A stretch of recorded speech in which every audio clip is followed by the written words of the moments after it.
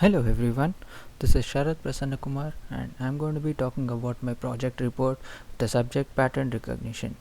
The topic of my project is handwriting recognition using neural networks. So the overview of this project is uh, the introduction to handwriting recognition, the objectives, the techniques used for handwriting recognition, demonstration of how it can be done using MATLAB, and the results.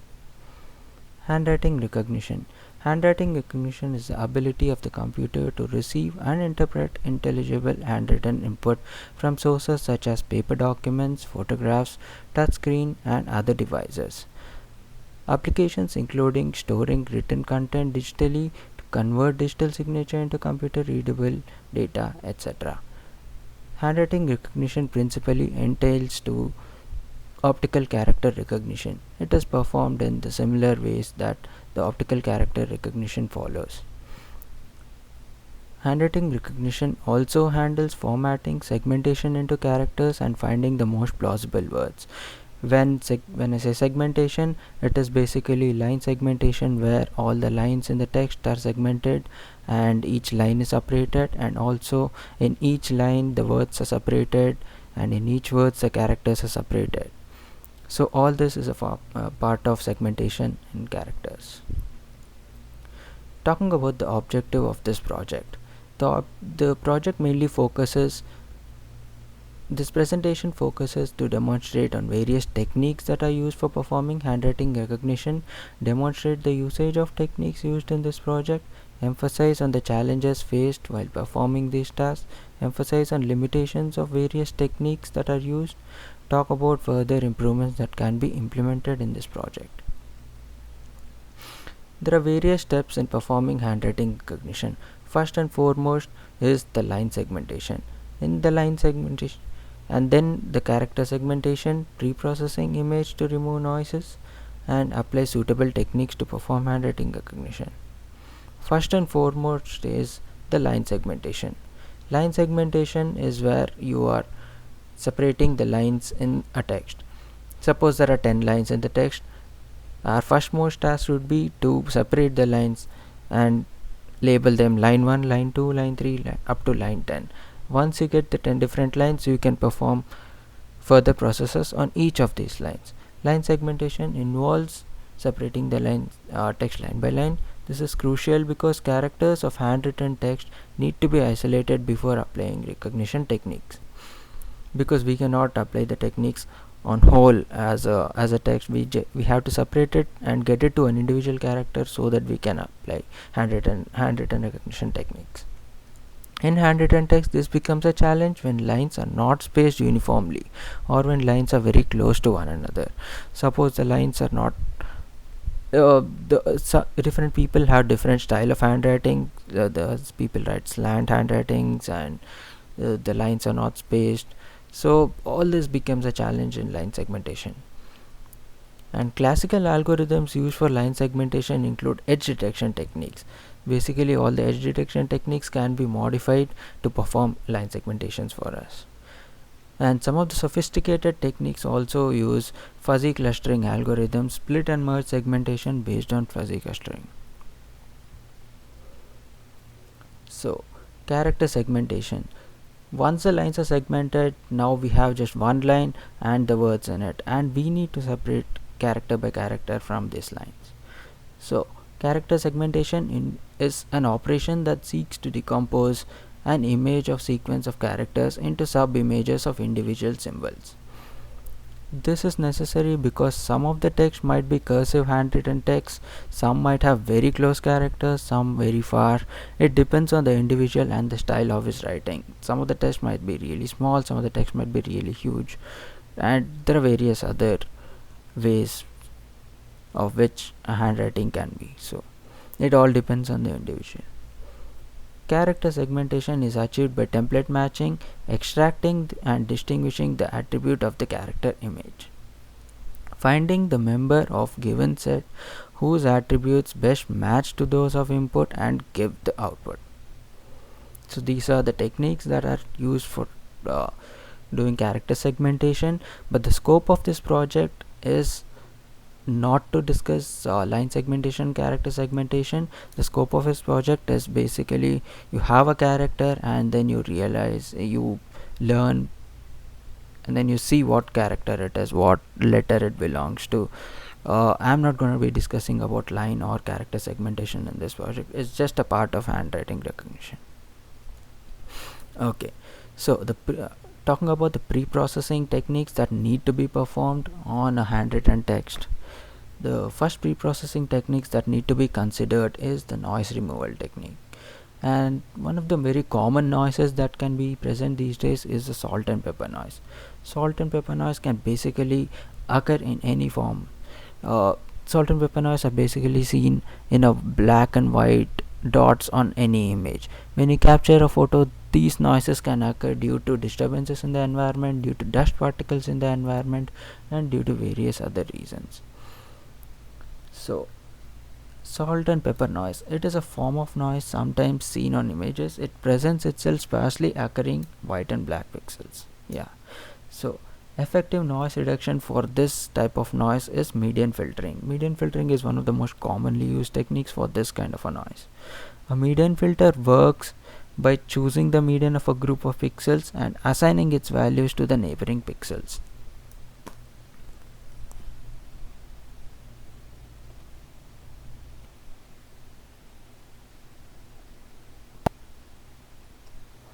One of the most common noises that are present in images today are salt and pepper noise. Salt and pepper noise, it is a form of noise sometimes seen on images. It presents itself sparsely occurring white and black pixels. As we can see in this image, there are small white and black pixels on the image which are a disturbance. This noise basically occurs due to disturbances in the environment, that is dust particles or any dust setting on the lens of the camera or any other factors, but these are one of very common noises that can occur. And to remove this noise, the most effective noise reduction function that can be used for this is the median filter. Median filter works in a way. Suppose there is a pixel x and these are the values. There are group of pixels x and this is the value around those pixels. So this is how the median filter work. Let us assume a value y1 which has 2, 2 and 80. 2 is the first value of x, 80 is the second value of x, and this 2 corresponds to the previous value of this x, that is a previous pixel that is on the left side of this x. So when we consider these three, the median of these three values is 2, so we choose 2. Similarly, we assign y2 to be 2, 80 and 6, that is 2, 80 and 6. We are just grouping 3 pixels together and we are just taking the value of the center pixel.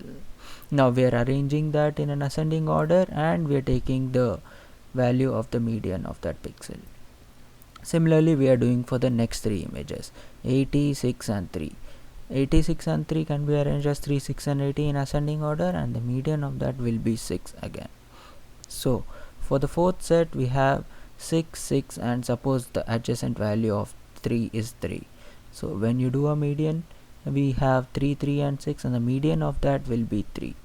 So finally, combining the values of all y1, y2, y3 and y4, we get the new y to be 2, 6, 6, 3. So this is replaced by the 4 values of x. So when you do that, we can see the difference of the pixels from 80 to 6 is being filtered out and we have 6 and 6. So by doing so, we have a uniform complexion. 2 is towards the black of in the RGB scale and 6 is slightly but still you would see a very dark shade of gray here, and that is the same thing, and 3. So by doing this, 80 was be somewhere whitish kind of a color, but when you do the median filtering you can easily see that 80 is converted to 6 and it's effectively removing one of these dots. The second operation that can be used for removal of noise is morphological operations. Morphological operations are very useful in this example because when you take a handwritten sample, it can be of any size. Generally the databases that we get now could be around 120 into 90 resolution or 1200 into 900 resolution. If you have a very small image, chances are you might have to spend a lot of time for processing, because the information in the image is very less. You might have to collect more number of samples. We might have to uh, run the learning process for a lot of cycles. But when you have a bigger image of a class 1200 into 900 pixels, in that the processing itself is very high because the image pixels are itself too much. So we need to come to a compromise between these two. So the best thing we can do is take a bigger image, try to reduce it to the application and the computational capacity that we can provide in while reducing, and after the reducing we use the same image for our later processes. So one of the processes that we use for reducing is IM resize, and when we do an IM resize, always the quality of the pixels are lost, the quality of the image is lost, and we can see small differences in the image like this. So to smoothen out these kinds of differences, we use morphological operations. We can see that there are uh, uh, small protrusions here and on n. All those are cleared in morphological operations. It's smooth here, the n is smooth here, the l is smooth here. So the characteristics of l are much more distinguished and clearer in this image than this image. So this is one of the pre-processing techniques that we do after reducing and to do the next steps. So the next point is neural networks. Neural networks is where you actually have a single character, where you have finished all the pre-processing, where you have finished all the line segmentations, you got single lines, and where you did the character segmentation and filtered out all the characters, and you just took one character for your selection, and then you performed all the pre-processing on that character. That is the noise removal techniques you have applied, and reducing, resizing, everything. And then you come to the neural networks. Neural networks is where you have a set of samples of that particular alphabet. Let us assume that we have alphabet A, and we are supposed to take at least 5 to 10 different samples of A, that is 10 different handwritings of A. So we take 10 different samples and we perform neural network. We write a neural network algorithm, and we run the neural network algorithm on these 10 images, and then when you have an 11th image or something, you know whether it is an A or another alphabet. So that is application of neural network. Neural network is basically inspired by biological neural networks in brain and works in pretty much similar order. So it's just you have you have multiple signals to a node, it has a decision making capacity, and the output can be one or multiple again, and this output is based on a previous logic and the weight that is assigned. So neural network is represented as interconnections which are capable of calculation and hence used for pattern recognition. Yeah, these are interconnections which are capable of calculation. We can always assign weights to the nodes, and at the node we can perform some kind of calculations, and the output of this would be a calculated weighted value of the set of inputs. So when you can do that calculation, you can expect it to do a logic for pattern recognition. Neural networks works in three main paradigms. Supervised learning. Supervised learning is where you know the cost function, you know the input data, you know all the data that is given.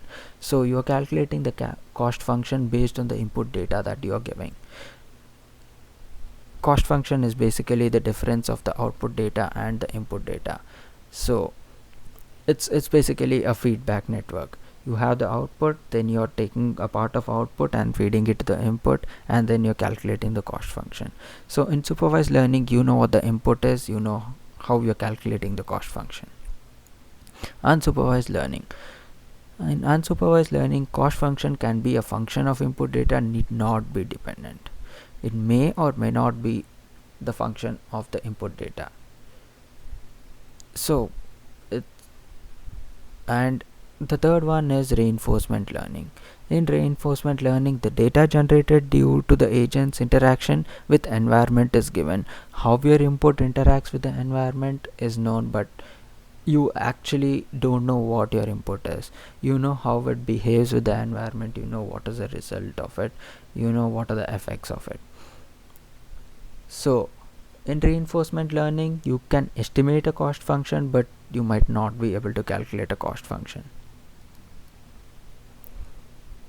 Okay, these are the two phases of character recognition: the pre-processing techniques, as I said, and you are separating the alphabet, you are doing pre-processing techniques on that. This is one of the ways in which your image would be converted in a typical scenario in a MATLAB or OpenCV, whichever is the software you're using.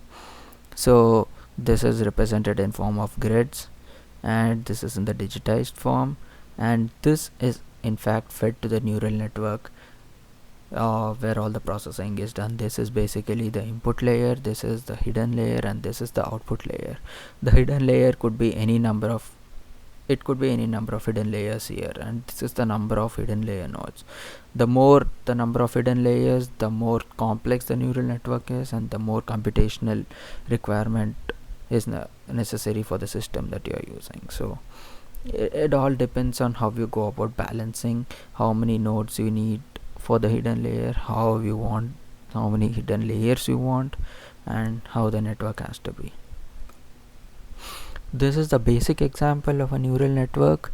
We have x 1 2 3 to n inputs, and we have weights assigned for each of these inputs. We have a transfer function here that combines all these inputs and gives a unique output for these set of inputs.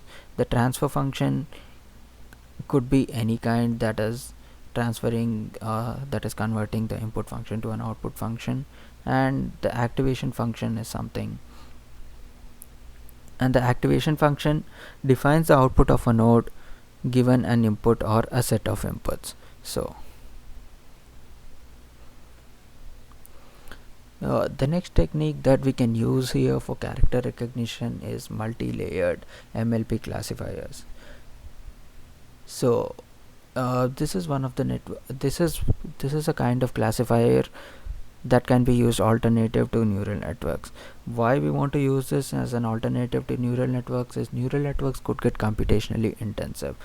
Based on the kind of calculations and the complexity of the problem, we might have to increase the number of hidden layers just to achieve a higher accuracy. So in order to do that, we go on increasing the hidden layers or the nodes, number of hidden nodes.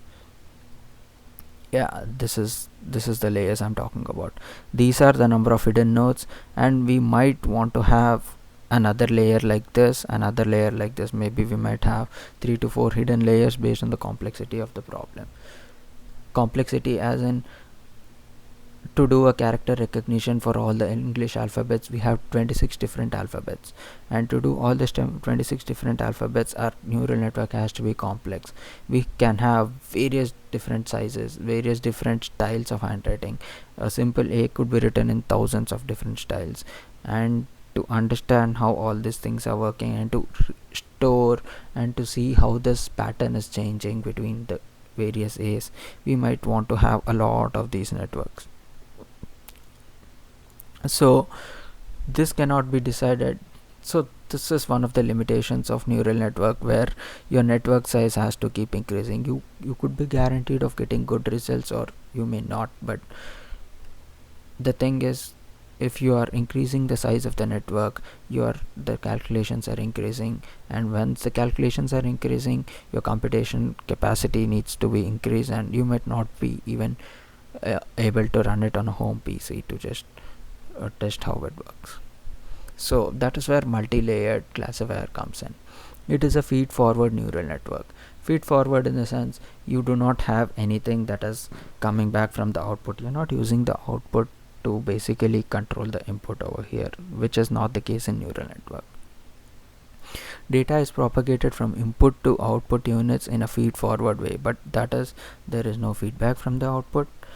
Data processing may extend over multiple layers. So There can be multiple MLP classifiers that are used, but there is only one hidden layer. A one hidden layer MLP can approximate any function to any desired accuracy. This is the advantage of an MLP classifier. We can use any number of MLP classifiers. We can all process it in parallel, but at the same time we are restricting the hidden layer to one hidden layer, which reduces the computation calculations to a very great extent, and we can also be sure of getting any desired accurate results. Because of these advantages, MLP classifiers can avoid the bulk of calculations performed in conventional neural networks, as I said and demonstrated before. So this is a typical diagram of a multi-layered MLP classifier. This WGI represents the weight synapses. Weight synapses refers to the strength or amplitude of connection between the nodes, how strongly X1 and the next node is connected. So this is the bias weight of each nodes, and this is the function, the hidden unit. This is the transfer function that converts this is the transfer function in the hidden unit basically, and this is the final activation function that we have seen in the other. It is basically similar to neural network. It is how it works, but only difference is we do not have a feedback, and we can have many multiple classifiers of this running parallelly. So it is a feed forward network, and it is much more faster because we just have one hidden layer. So before talking about the results, I would like to show the demonstration of how I have implemented my project, and let me just set it up. Yeah, coming back to the demonstration, here I have various samples. This is where I have all my project files, and this is where I have all the samples that I have chosen for performing the algorithm, neural network algorithm. I just want to show it. Sample 1, this is the image 1. Oh, sorry. This is basically the image of all zeros and various different styles, and this one contains the images of all 1s, 2, 3, 4, 5, 6 up to 10, and then all the alphabets from A to Z, capital and small. So basically have 62, which is 26 into 2 plus 10. So I have all the dataset samples here, and let me open the MATLAB. Yes, so this is the MATLAB function that it is like the main function that is actually during the neural network process. It is actually performing the neural network process. I'm reading the image, I'm performing all the calculations. Yeah, let me just run the code and show you how it works and how slow it is. We cannot actually see the output right now. Coming back to the demonstration, I've opened all the files and I've kept the MATLAB ready. So this is the file that I was showing that contains the main function. So let me just run it. Correct. So this is one of the values of the nodes that I'm using in the network, and this is basically showing the number of iterations that I'm performing, and this is basically showing the number of counts. I'll show you what this does in a short moment.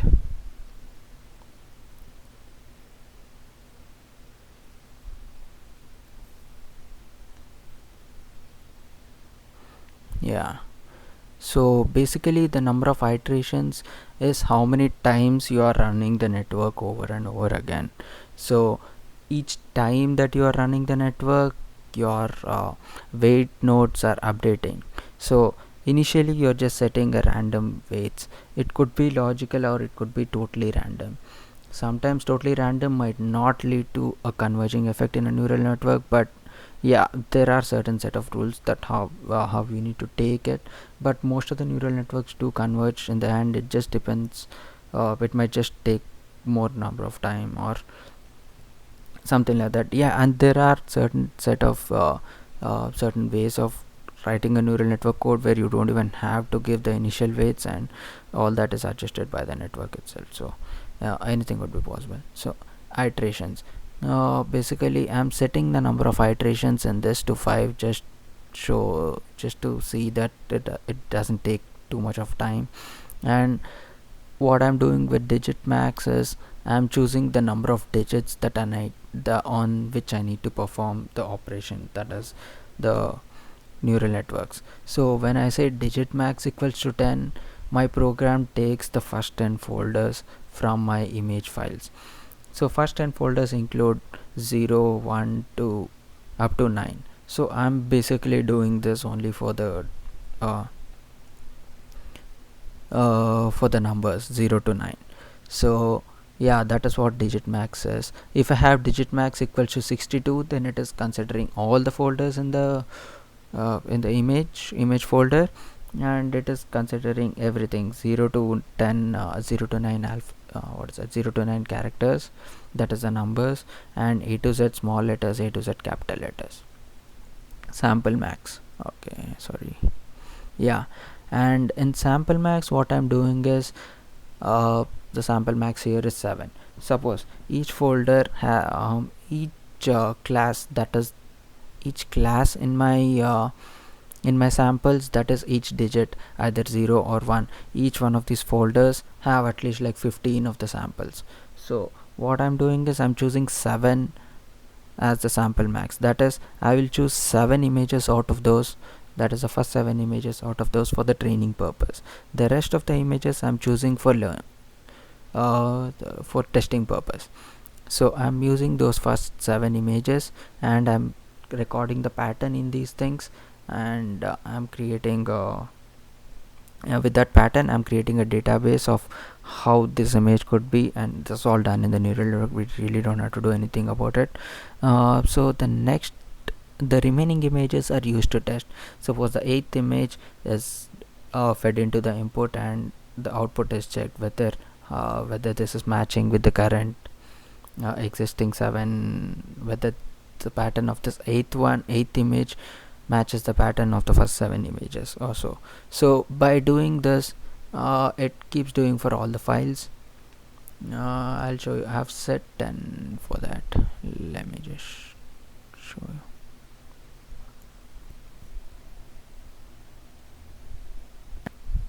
So basically, yeah, that is how it works. And resize factor, I'm just reducing it. I have a really huge image for all the samples, so I'm reducing it by 10 times, and this is the number of iterations. So when you see the count, okay, I was just running this for the sake of testing, and this is not really how the code has to be. Yeah, this is how it is. So while count, you're doing number of sample max into digit max, that is you're multiplying these two. That means you're running the cycles for 10 different folders, 10 different classes, and for each image in the folder. That is, you have 70 of the samples that you need to run, that you need to consider for training, and you're running all these things. So yeah, even then my program is still running. Even though the computations are so less, my program is still running. Neural network takes a really long time to process. That is why it is a very time consuming process. You can see it is still in the 4th iteration and 4th count. So basically I need to complete 5th iteration, and I need to complete 4 in that. So this might not be, the results of this would definitely be wrong, because I haven't even I'm not traversing the whole cycle, all of the folders. I was not doing this experiment for a good number of cycles. But yeah, this could just be for a testing purpose, and I can show you the results of how it is gonna be. But to get an accurate result, we might have to run these cycles for around at least 10 to 15 cycles to get very good results, 30 to 50 cycles. And we need to have more number of hidden nodes in the neural network. So let me show show you. Yeah, I have given the number of hidden nodes as 50, and it's because of this hidden nodes that I was getting good amount of accuracy in the output. But otherwise, uh, earlier I had less number of hidden inputs and my image was huge, so it's bound to be not so great. Okay.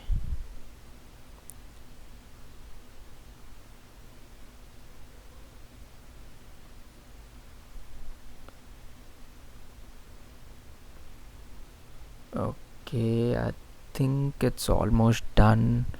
uh, yeah, but still it would give a wrong output, so there's no point in seeing the output. Yeah, basically, to run these files, I would leave this system running for almost 4 hours, 5 hours, and there were cases where I left it overnight because I had a lot of iterations and the whole 62 classes. So when I had digit max as 62 and sample max as 8, this took a really long time, maybe around 1 day plus. So it's computational wise, it's very, very intensive, and this is not something that we can always rely on.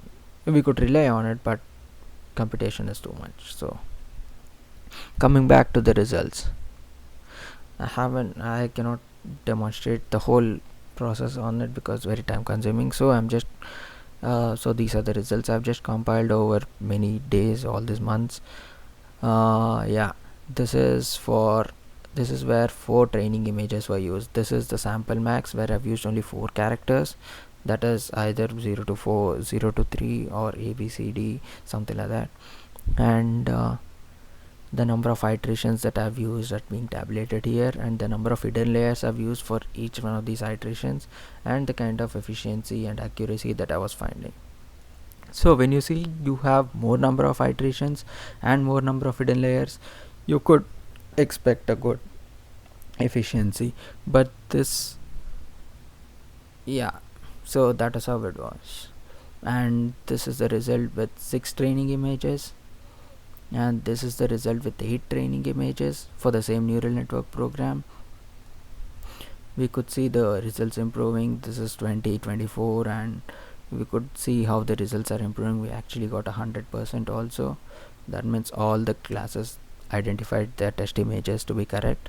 And here we have more number of training images, more number of cycles, and more number of hidden layers, and we could get 100% efficiency here as well. So it's a matter of time. You just have to spend more time and have the computations very complex. So yeah, this is the efficiency that I've calculated by running the MLP classifier algorithm. So I even have the MLP classifier algorithm. I ran both of these side by side, and I have computed the results for the same values, and clearly we can see the improvement in the efficiency. MLP classifiers are kind of more accurate and a little less time consuming as well. So this is something, I felt this was much better than using neural networks for this. So that was all about my project, and these are the references from where I have gone, which I've used for learning neural networks. I've used many of the techniques that are described in these papers and websites. And thank you.